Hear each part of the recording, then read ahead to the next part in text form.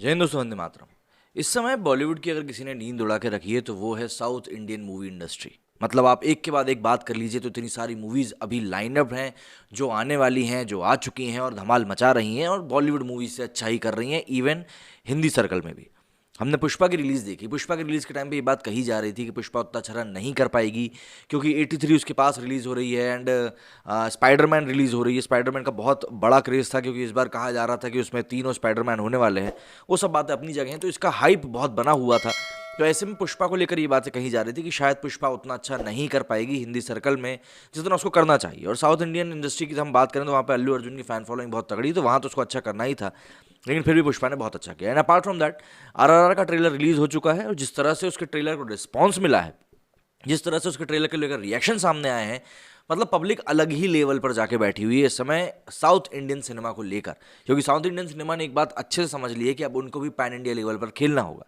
इसी बीच में ट्रेलर अब रिलीज हुआ है राधे श्याम का। राधे श्याम जिसमें कि बाहुबली प्रभास हैं, उनको लेकर एक अलग ही हाइप बनी रहती है। साहो भी ऐसे ही रिलीज हुई थी, साहो के आसपास भी बहुत ज़्यादा हाइप क्रिएट की गई थी। मूवी बहुत हद तक अच्छी भी थी, लेकिन हाँ फिर भी एक पॉइंट पर अगर हम देखें, उसको जज करें अगर, तो वो मूवी इतने मज़ा नहीं आया था जितना प्रभास की मूवी में आना चाहिए था। या यूँ कह लें कि प्रभास उस एक इमेज में फिट नहीं बैठते हुए दिखाई दे रहा था जिस इमेज को वहाँ पर फिट बना मतलब दिखाया गया था प्रभास को लेकर। अब ठीक कुछ ऐसा ही राधे श्याम के साथ भी हुआ है। राधे श्याम को ट्रेलर को देखकर भी आपको एक पूर्ण होने की जो अनुभूति होती है, वो अनुभूति कहीं ना कहीं आपको छूटती हुई दिखाई देगी। सबसे पहले समझ लेते हैं ट्रेलर के बारे में और रिव्यू के बारे में, उसके बाद बात करेंगे कि इस ट्रेलर में कहाँ कुछ कमी रह गई है।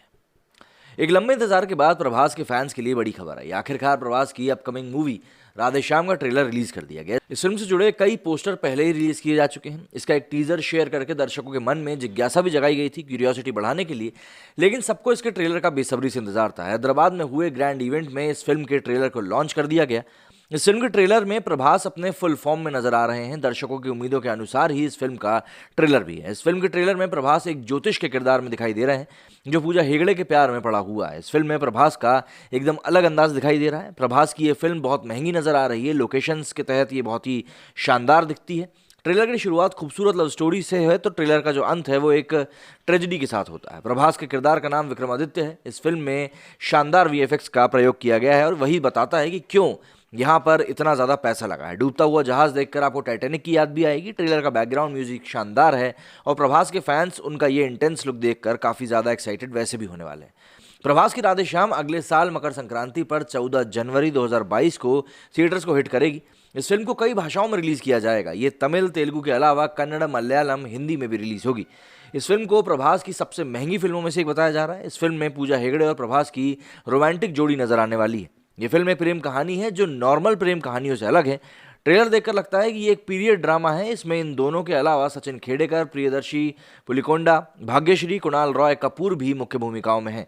इसे के राधाकृष्णन कुमार निर्देशित कर रहे हैं। इसके निर्माता वामसी कृष्णा रेड्डी हैं और प्रमोद उप्पलपति और भूषण कुमार ने इसको प्रोड्यूस किया है। लेकिन इस मूवी में, जैसा कि मैंने आपको शुरुआत में ही बताया, कहीं ना कहीं एक वाइब आपको मिसिंग लगेगी।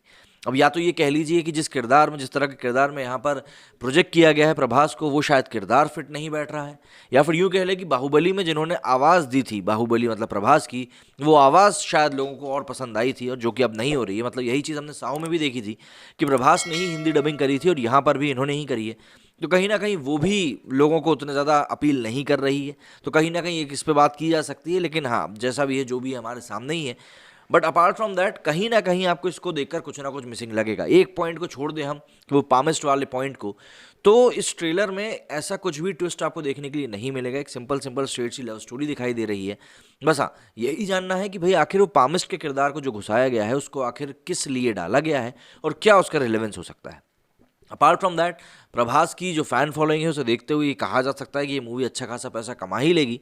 बस देखना ये होगा कि क्या प्रभास की ये मूवी लोगों को वाकई में पसंद आती है, या फिर कहीं ना कहीं ये एक सवाल छोड़ के चली जाएगी कि बाहुबली की सक्सेस अब कब रिपीट होगी प्रभास से। अगर आपने ट्रेलर देख लिया तो आप मुझे अपना रिएक्शन ज़रूर बताइएगा। मेरे इस वीडियो में फिलहाल इतना ही। जय हिंद, जय भारत।